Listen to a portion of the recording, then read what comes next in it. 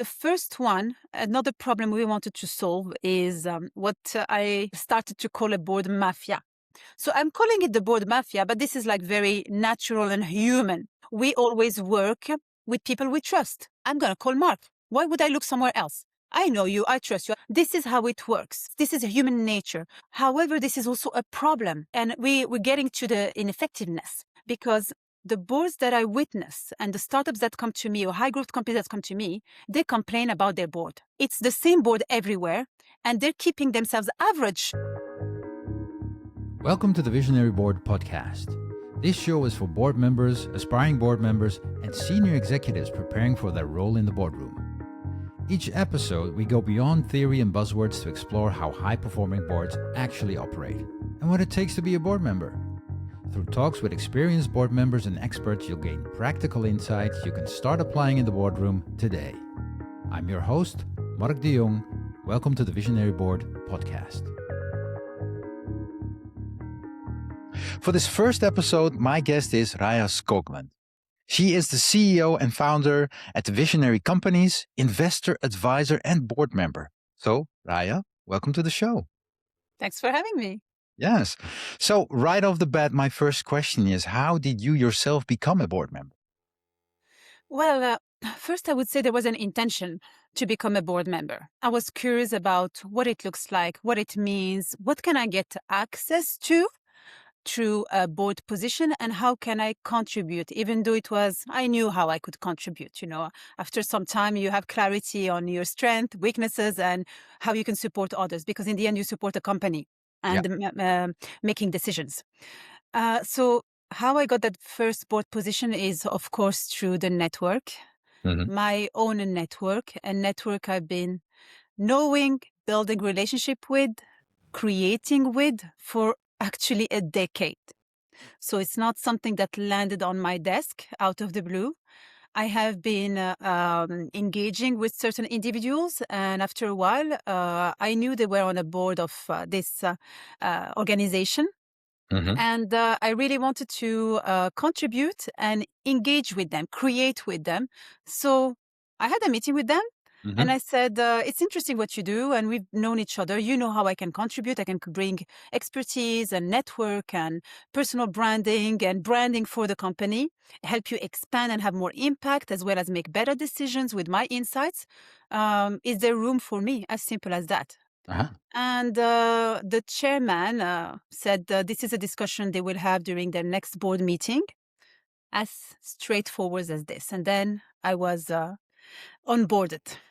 And when in that role, so how did you experience that? Because you had up front, you had an idea of how it would be like, but then you had reality. How was that?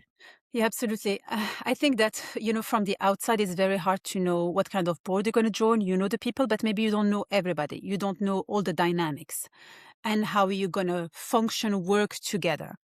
So when I joined very quickly, I realized that there were some ancestors, I would call them, on that board, who I also knew personally, but I didn't know how they operate at a board level. So could I have done my due diligence? How? How would I know? I could have guessed, but it's very hard to have insights before joining that board. But of course, there are ways to do it. When I joined, I realized that there were mechanisms in place, certain patterns, old patterns, and I'm still part of that board. And I have to admit that it is still challenging because there are the newcomers like myself who come with fresh, new insights, new strategies. The others are open to it, of course, because they know where we come from, what we bring. However, there is resistance. So there is a lot of work in terms of board dynamics, how to remove the ego from the room, focus on the decisions, the best decisions for the company, while, of course, taking into account that there are emotions here. These board members, half of the board is from the founders of this organization who have been there for 20 years. So it's hard for them a little bit to let go completely, to accept completely new strategies. So we need to understand how to navigate board dynamics, take into account history, emotions, egos, agendas, and at the same time be very open. Hmm. And sometimes being very straightforward, saying this doesn't work anymore. We have tried it. You have tried it. This is the new way. Let's test it. Let's go this direction. Yeah. And so how did you experience, like, for example, did you step on some toes initially? Oh, I think I always step on toes. But this is a bit how I operate. And this is Uh-huh. why people hire me. They know I'm going to come in, I'm going to shake a little bit the walls. Yeah. And it's going to be ideally, it's for the good of the organization. Yeah. I'm very straightforward. I'm straight to the point. I'm authentic and unapologetic. So I do come with that intention to benefit the organization. And I think that's the most important thing. And the others, some appreciate it Yeah. and some need some time to understand it. Adjusted. Yeah. But overall, it's going well. It's going well. It's going in the right direction, and it's a pleasure also to come into these setups a bit Uh-huh. complex and figure out how can we make it work. That's the beauty of Yeah. a Yeah. group coming together and Yeah. figuring out. Cool. And what did you like underestimate when you came into this board role? Were there things like compared to like Mhm. operating roles that you've had before? Yeah, I think the boards that I join are usually very operators, even though it's not the role of a board, but these are boards of not young companies, but dynamic companies. Uh-huh. So we expect the board members to open doors, to come up with strategies, to host workshops, to contribute towards clients and so on. So we have one step in on the board and one foot like one step on the board and one foot Yeah. with the operational team, Mhm. while keeping that distance, of course, at a strategic level. So this is one of the challenges. How do you contribute without becoming operational? So, every stage, every company is different. When you work at a board level for a young company, it requires different skills, different contribution. Mhm. Young company, I'm talking about startups, scale ups, NGOs still in the making, agile organizations. When it's a more established company, non listed and listed, this is a different behavior and expectations at a board level. Yeah.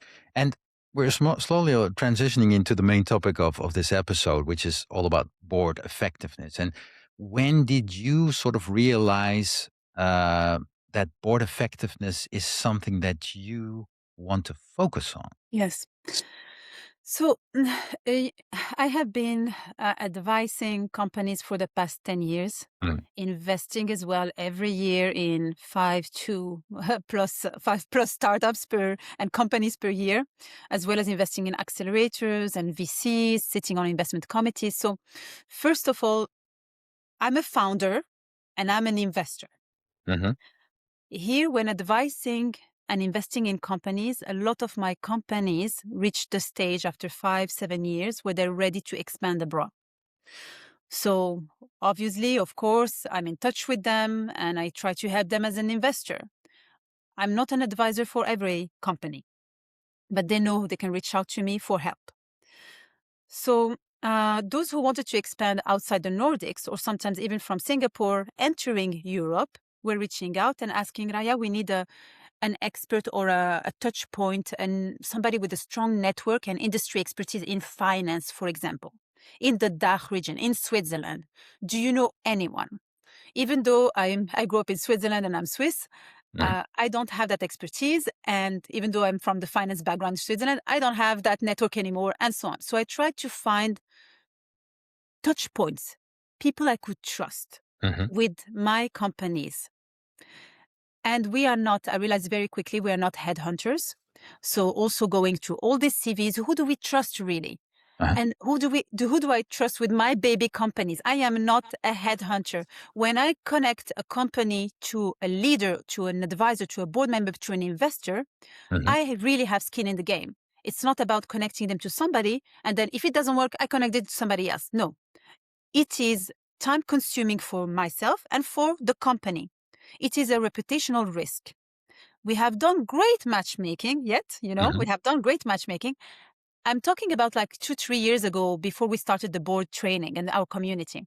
So we've done great matchmaking, and I have also joined meetings where I was like, we need to stop this discussion immediately, because on CV you look amazing, great. I can guarantee, I'm certain about your competence. However, I'm connecting you to a company that is high growth. They're running out of money, they're fundraising, they're scaling, they're innovative, and you are not speaking the same language. You don't have the same expectations. I remember especially a company I invested in, they are in the restaurant and hotel business. They have a software as a service for that industry. Connected them to somebody highly recommended who has been building hotels and shopping malls and can help my company fundraise, and maybe with insights on how to scale.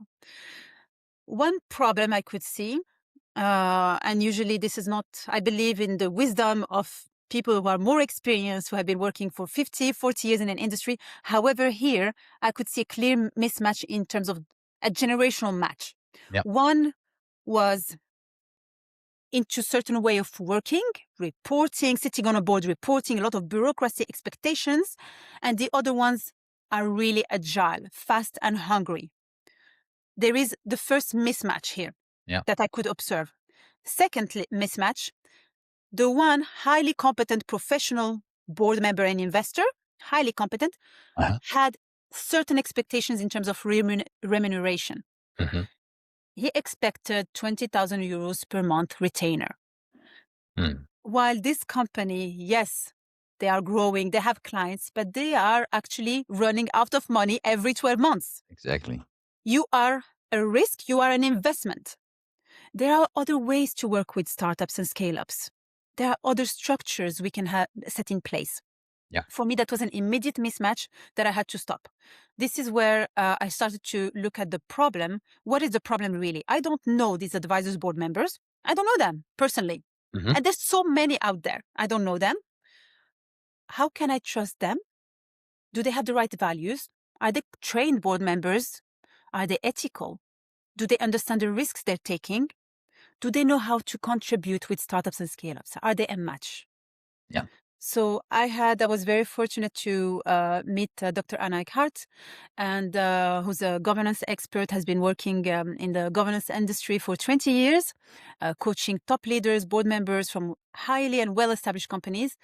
With her perspective and mine from the startup investor space, we decided to create actually a program very hands-on, especially towards those who have an interest in working with technology, innovation, high growth companies, startup scale-ups, investors, VCs, private equity, and so on.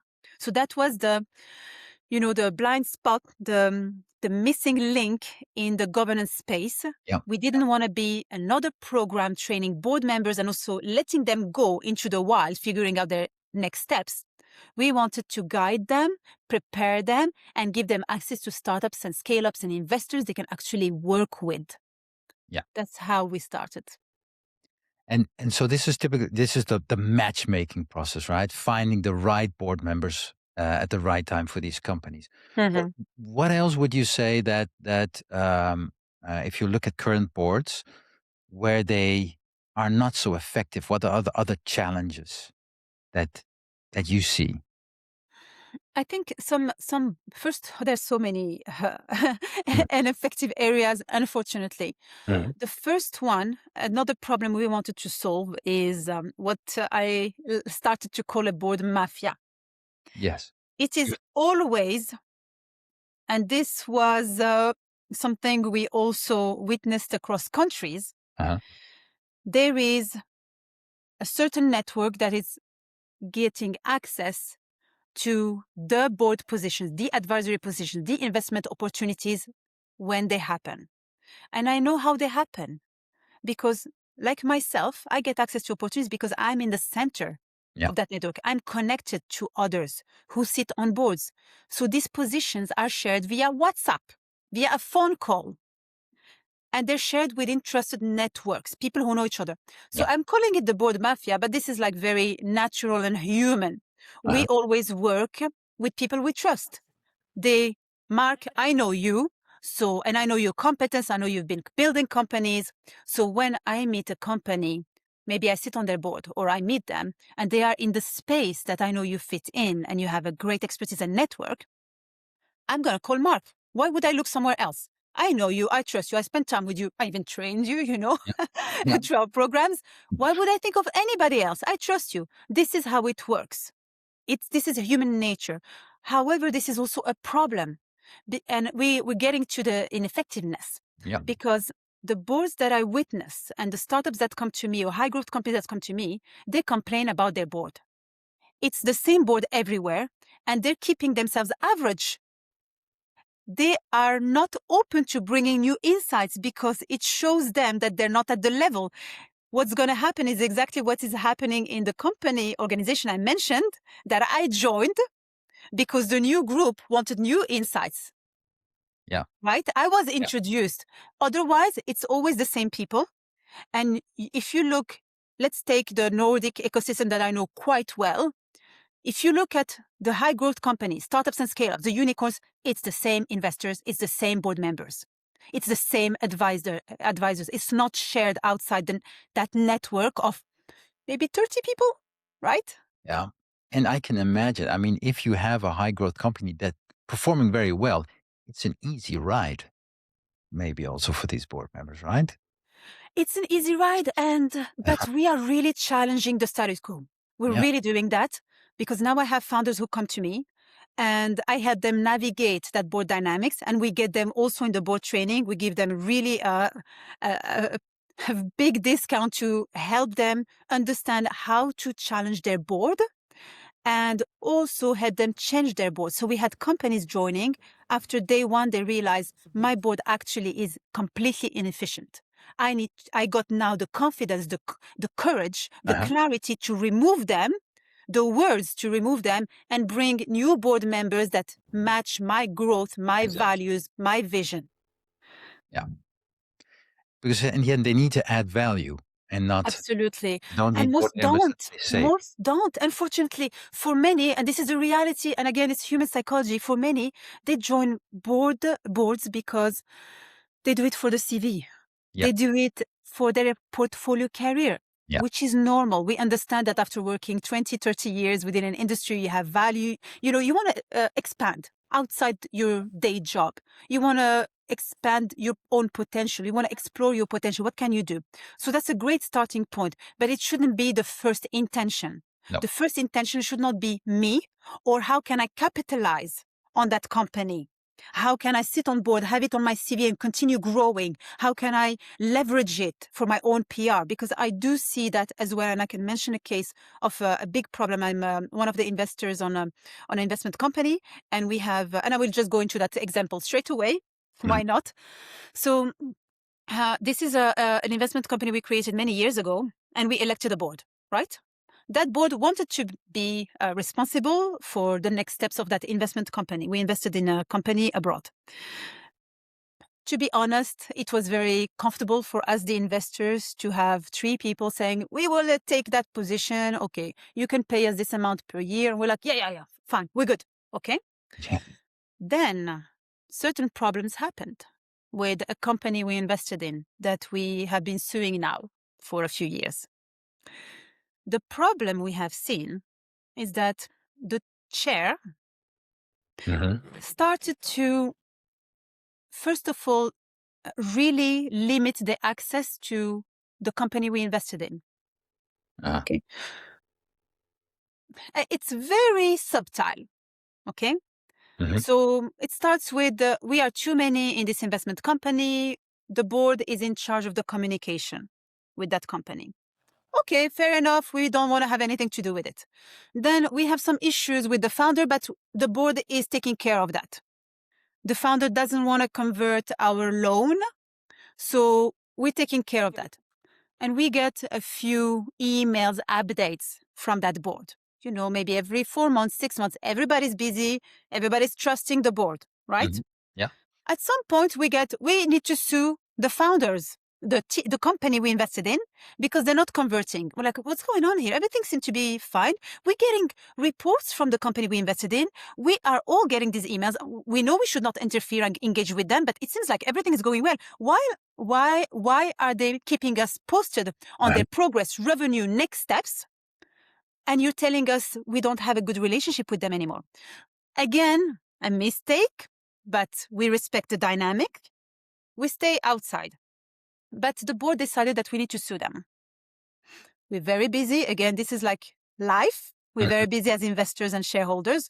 We let them take care of that. We start suing them. We sue them for 2 years. A lot of money goes into law firms, right? A lot of energy. And we start to worry. What's going on? The board is convinced that we will win the case. I'm like, but this company is abroad. We win the case. What are the next steps? The next steps, we would not have to care about that. The company will just, accept the lawsuit in Norway. And that's it. That's it. We have hired the best law firm in Norway. Fair enough, fair enough. We continue the process. We win the case in Norway, but the companies abroad, outside Europe, does not care about that. Come get us on the other side of the planet, right?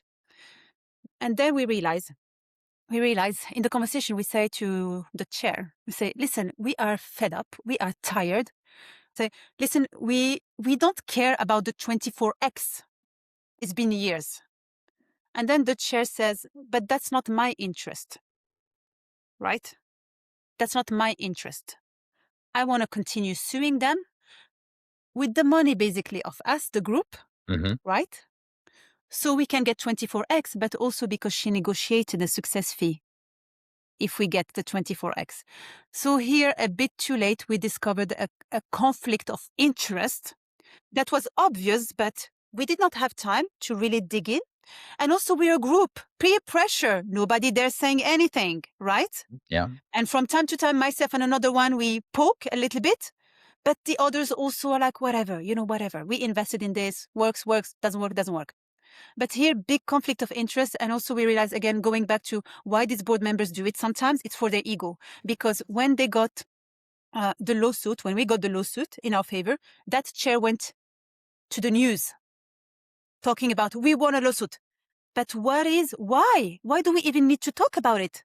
Is it helping us get our goal, achieve our goal? No, the startup doesn't care about us. So this is really for your CV and your ego. Again, and another conflict of interest because you're pushing to lawsuit. You have been pushing us to fund the lawsuit so you can get your commission. So I think this is one of the best examples of an effective board that we elected. Yeah. And we did not actually, investigate on or keep an eye on. We trusted so much. In the end, I mean, when you're a board member, the main thing you should be striving for is adding value to that company. And then your value is automatically added to your CV, Absolutely. to your reputation, right? It's just the same as with companies. Yeah. Think about the customer, think about what's best for the customer, and then you will reap the benefits from that as well. Some people think short term and are very selfish, as simple as that. Yeah. And maybe they're not even aware of that because they don't understand their responsibilities really. Yeah. They got into there because it made, it was an opportunity for them, and they're trying to maximize for themselves. So if you would now take on a new board role, would you very carefully look at the people, at the current board members and how they actually, how they are in the game? I think, yes, just like I did with the organization I joined, take time to know people. And even when you know them, you don't know actually how they work. Yeah. So now I only actually, because of time capacity, I advise companies, which gives me more flexibility. I don't join boards anymore. And if I were to join boards, of course, I would be very careful. Like I'm on the investment committee, and I do have responsibilities I'm on the investment committee of a Swedish VC, and there, of course, I'm very careful. And I have been very careful. I've known the people before joining and working with them. But I always recommend to connect, build relationships before applying, to any position and you don't really apply even. It comes naturally. Most positions come naturally through discussions, through introductions. Mhm. Get to know them, maybe join as an advisor. Yeah. Invest if you believe in them and work with them. I would always recommend to work before joining officially a board position. And usually in the startup and scale up community, you invest to join a board. If you look at boards, and how do you think boards should self-assess their own effectiveness? What are your thoughts on that? How It's a can they tough keep one. themselves sharp? It's a tough one. I think you need you need a external party, an Uh-huh. observer, an independent director, an Mm. independent advisor who can come in and suggest to evaluate the board. It can Uh, also be done internally, but sometimes, like within that board, but sometimes we can get into friction with the other board members who can feel threatened yeah, if yeah, it's. yeah. So I always recommend that. Usually, how I work in these cases, uh, I come in as the advisor of the CEO, Yeah. and I actually don't even join the board meetings. Of course, I'm an advisor, so I'm not joining that. But I prepare the CEO, I coach the CEO, I give more confidence to the CEO. So they show up in the room with an agenda Mhm. to challenge their board. Yes. This is one way of doing it. Because I can imagine if you leave it up to the boards, yeah, they can fall into self-deception because Yeah, and protecting each other, exactly. Exactly. right? Yeah. So I know that you've been talking also about um, the the level of being hands-on as a board. So I'd like to Mhm. explore this a little bit because I can imagine that in a certain phase, if you're a startup, if you're a scale up, that requires a different way of working from a board perspective than when you are a corporate. Mhm. So there's that stage. But for example, yeah, what are your thoughts on when you get too hands on? There's of course a fine line being Yes. constructive involved and being operational interfering. How do you what are your thoughts on that? So we have to be careful as board members. Our role is not to be operational. Yeah. However, we are expected to roll up our sleeves, right? Yes. Because when it's a company that is growing in the making, building, and challenged, the last thing they need is somebody to report to. Mm, They don't have time for that. So exactly. they have to feel like it's constructive. They're getting back. They Hmm. report to expect to present a challenge, a problem, and they want a solution. So this is what I'm talking about being hands-on. You need to contribute with insights, with strategies, with workshops for the management team, for the board on the strategy, for example, on the next steps, Uh-huh. keeping the company on track, on their KPIs, on their vision, and so on, assessing the risks, and opening doors. I think this is the most important one. There is expertise and networks that Yeah. needs to be shared. This is you then are very effective in accelerating the companies you help. So if you expect to be on a board of a high growth, innovative, expanding company, Uh-huh. and you expect to get to be the new boss, kind of, you're on the board. They need to report to you. You have to be very vigilant in that case. You will face resistance. You have to put yourself in their shoes, in the shoes of the management team, the founding team, the CEO. What are their priorities? How can you support them without adding more, but taking away from them the problems that they're facing, the Yeah. workload? You need to help, facilitate, empower, accelerate instead of adding more bureaucracy, Exactly. reporting. Yeah. Or if you do it, you have to do it in a very structured, lean way that actually helps the company. Exactly. Yeah. And uh, talking about effectiveness of boards, do you see typically that in more corporate boards they are more effective compared to like startups and scale ups? It's a different work. Hmm. It's a different work, more complex. Yeah. The reality is that I'm also more familiar with non-listed companies and scale-ups. Um, so this is the space that I know that I'm passionate about. But of course, what we see is that if a board member from a well established company goes into a young company in the making, Hmm. there is very often a mismatch Yeah, because they operate differently. There is at a well established company, there is more reporting, more risk assessment, exactly. more liabilities often, more financial reporting, bigger, heavy M&A projects. Uh, so it's a different competence, different output that is required and Yeah. expectations. Yeah, and it's like you said, like in the startup and scale up world, you'd like to have board members. They need to be a little bit more hands on, and if you have these very experienced corporate board Yes, members coming in, their pitfall would be they would introduce more bureaucracy. exactly. Exactly. But this is where we come in as well.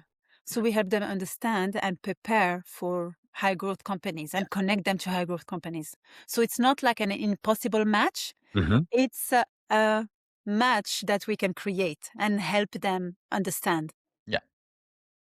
But the other way around, I can imagine if you have a little bit more hands-on board members joining a corporate board, sometimes you need a little bit of a new, fresh approach. Maybe if Uh-huh. it's big corporate board, maybe this company is starting up a little startup within the corporate environment. It can be refreshing. I agree with you. I agree. And we actually have board members from very well established big brands, big companies within our community.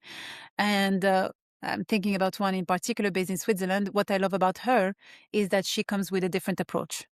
Hmm. She is close to the people, to the people. I mean, to the team, to the management. She wants to understand what's going on in the company to be able to take these insights to the board and optimize from there. Yeah. Yeah. I'd like to explore a little bit the relationship between the board and management, so the CEO. So where do you think that, in your experience, boards often misjudge the CEO or founder? Yes. I see that quite often. It's in terms of expectations, Hmm. speed, putting pressure Uh-huh. on the CEO. So I have an example in mind, investors who are on their board, and the chair is now getting a bit frustrated on the speed. Uh-huh. They want more speed, more clients, but they have been also designing the strategy. Uh-huh. So it's kind of like we have agreed on a strategy, but why can't you do it way faster than what we expect you to do? Right? Faster than the plan. That's exactly Uh-huh. faster than the plan. The plan was the plan, and now we want it to be faster. But we agreed on a plan. We agreed on doing this, doing this, doing this. And now you want, 5x revenue. Uh-huh. And certain board members do not come to enable, they come to, they don't come to serve, they come to sit, Yeah, yeah. right? They come to pressure. To pressure. But you cannot squeeze Exactly. people. You cannot squeeze the founder and hope that they will go in your direction, whatever direction. Yeah. You have to put yourself in their shoes to Yeah. be able to create together, to empower them. Yeah. So that also has to do with distance, right? Because if a board is too distant, it's just too far removed from the world of the Yeah. CEO and the company. And what are they realistic? And Yeah. as you said, like, they disconnected maybe with reality, Mhm. with the reality of the team, and there is no empathy maybe because also these ones work with different companies. So in the end, it's kind of like the VC model, right? Even though we see now the VC venture capitalist model is changing, they want to contribute with expertise like private equity and be more hands-on. Yeah. But in the past, the VC model is about shooting in all directions, Yeah. and we get one unicorn that compensates for everything. We're happy. A lot of board members functioned like that. We invest a small ticket in many companies. We sit on boards of many companies, Mhm. and we squeeze. And it's the Darwinism. Yeah. Oh, but If they this is survive, actually. great. If they don't survive, we have done the maximum to push, push, push, push, push. Yeah, yeah, yeah, yeah. And basically, you're advocating to really focus on resilience and emotional intelligence. Yes, this is very important. Very important. Yeah. And forgivable. Forgivable. Please. Yes. Because it jeopardizes a company and people in the company, starting with the CEO and the founder. And if the CEO and the founder is investing their energy in these conversations and power dynamics, it's energy taken away from building the company, supporting their team. So it's a whole system that is collapsing. Yeah. So that's why for me, it's not something that is that we can forgive easily, and it's not sustainable. Yeah.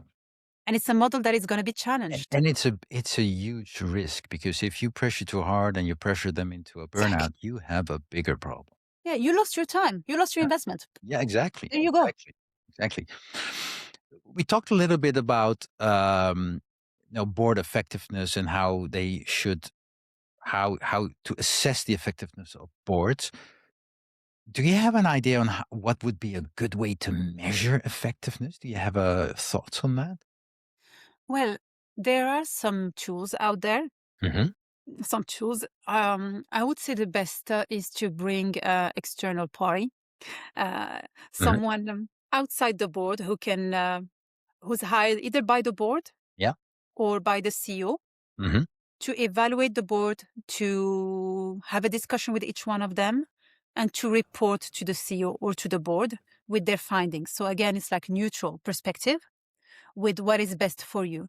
But in general, if you see that the company, there is tension, Uh-huh. okay, that the growth is slow, that these meetings, as simple as this, the meetings are draining, Uh-huh.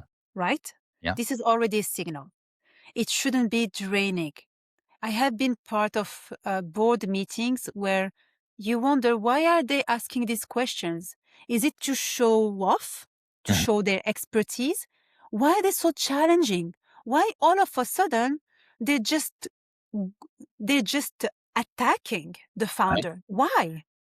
You're supposed to help the Yeah. founder, not attack. And even if you want to point at certain things that are not working, there's a way of doing it. If the founder, I am surprised and shocked when I see situations where the board is challenging the founder to the point where the founder feels threatened and leaves the meetings insecure. What are they doing exactly? Yeah. Of course, sometimes the CEO needs to be kicked out. Okay. There are cases. I'm not like all in favor of all the CEOs in the world. Uh-huh. Yeah. Sometimes there are reasons why they should actually threaten, Yeah. you know, be very, difficult. But I also see situations where they are difficult for other reasons, not necessary. Yeah. So if I follow that lead, I mean, same as you just explained for CEOs, I think that ineffective board members should also be rotated out more aggressively. Absolutely agree with you. I think every 2, 3 years, there needs to be change Yeah, because the company is evolving. So new people for new stages, exactly. new insights, new fresh blood. And so all these experience and insights you've had, they've led you to create the Visionary Board program. Maybe you can Exactly. elaborate a little bit on that before we close it down. This was the intention. The intention was to solve the problems I could see, first of all, as an Uh-huh. investor advisor to many companies and company builder. I wanted to get rid of the board mafia Yeah, by creating our own mafia, more inclusive, the more Visionary Board ethical. Mafia, the mobsters. Yes, Exactly. The visionary board mafia, but we're very visionary, inclusive, ethical. exactly. And we are there to empower ecosystems, right? That was my first intention. And the second intention is to connect aspiring board members and existing board members to startups and scale ups. And the third intention is to really give them confidence because I see a lot of potential in many people I meet. Mhm. And I talk to at least 50 potential board members every month because it's part of our process to onboard the right fit to the community. And I see a lot who are sitting on gold, Uh-huh. meaning expertise, networks, and they still wonder, Raya, do you think I can contribute? Do you think I am a good fit for a company that is innovative? I'm like, I am surprised you have this imposter syndrome. Do you know who you are? Come, please join us, and you will get that clarity, confidence, and tools. And not only that, but also the access to companies and people who you will work with. Exactly. Also, access to the network. Exactly. Because, like we started, the board positions and advisory positions, 90% plus plus, they are shared through vetted, trusted networks, people who can think of you on top of mind. There is only a few percentage that is shared through headhunters. Even Signum, who is one of our strategic Mhm. partners and executive and global search company specializing in board members, that's what they say during our trainings. 5% of positions come to us, and we are evaluating hundreds of applications. So you're competing with many, many, many. Instead, when you go through vetted ecosystems of networks, your chances are very high. That's why during, within our community, we have people who land multiple board position, advisory positions after our program, Yeah, because they got the network and the clarity and the confidence through methodology we share. exactly. We're gonna share that information in the show notes. Before we wrap it up, I am also interested in a little bit behind the scenes look of Raja. Like, what keeps you sane? Because if you look at all the roles you have and everything Yeah. you do, and besides that, you're also a husband, you're a mother. So, uh, what keeps you sane? What are your routines? I think the routines change because, again, for every stage, new people. I would say Yeah. for every stage, new routines. Yeah. I used to be very structured in terms of my time and my calendar. Uh-huh. I would have meetings only on Fridays. I Mhm. would have admin days only on Monday. And Mhm. the rest is content writing in the morning. That was a period, okay? When our divisionary companies and divisionary board in particular started to expand, of course, it's challenging my routine Uh-huh. because there is more to do, more to explore, more to discuss. Yeah. Now, anyway, I live in Norway and my kids, I have two kids still young. They finish school around 2 p.m., right? Mhm. I don't really want to leave them alone from 2 to 6 p.m., which would be maybe a long normal day, work day. So I try to leave work as much as I can around 3 p.m. to be at home, to be present. That gives me energy as well, a Uh-huh. moment of presence. Yeah. And I can always pick up the work on my phone or computer in the evening. But I think it's good to have these kind of breaks every Yeah. day. Every day, a little break with family, doing something different, a walk Exactly. in nature. I'm blessed to be, just a few minutes from the forest. So nature, presence, and my kids give me energy. Yes, this is to be protected at all times in your Yes, calendar, as I hear it. yes. And I have no choice. They finish school at 2, so Yes. It's just so, um, what would be your advice to future board members? If you had one advice you could give, one. what Can would I it? give three? Let's start with one. One. Okay. Well, they need to build their network. Uh-huh. Too many are not aware of that world Hmm. where opportunities are shared only through the network because they've been part of a company for many years and they've been through headhunters to land a new job. If you want to become an advisor, a board member, it doesn't work like that. You need to learn new ways to operate, and it's your network. And it's not just going with coffees with this one and this one and this one building. You have to be very strategic and have a clear intention. Connect with the right people, join vetted, trusted, trained communities of like-minded people. This is where you get the true acceleration.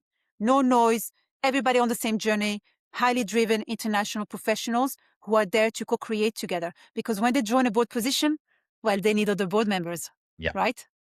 So they may need, and often they do, So networking. networking. Give us the other two as well. The other two, Yeah. personal branding, Come on. connected to networking as well, personal branding, and getting trained. Because through trainings, you realize that you have the tools actually to operate already at a board level. Yeah. It's self-development. This is your Self-development. self-development. Networking, personal branding, self-development. Invest in yourself. Yeah. Always. Yeah. Super. Raya, so much you've been giving us today. So thanks for sharing your experience, your insights. It was a real pleasure. Thank you. How can people best follow you and reach out to you? They can follow me and connect with me on LinkedIn. Mhm. They need to press the 3 dots connect if Yep. they really want to connect, not just follow. And then they can download our brochure from the Visionary Board. Yep. .com. This is the best way to connect with me. If they want to put a note when they download the brochure or send me an email saying that they listen to this podcast, Yep. it would be a pleasure to connect with them and hear from them. Great. Once again, thank you so much for this episode. Thank That's you. it for now. Bye, everybody. Bye. Bye. Do you want to up your game as a board member? Then go to the website thevisionaryboard.com and check out the training program. If you refer to this podcast, you get a 10% discount. So sign up now. See you on the next episode.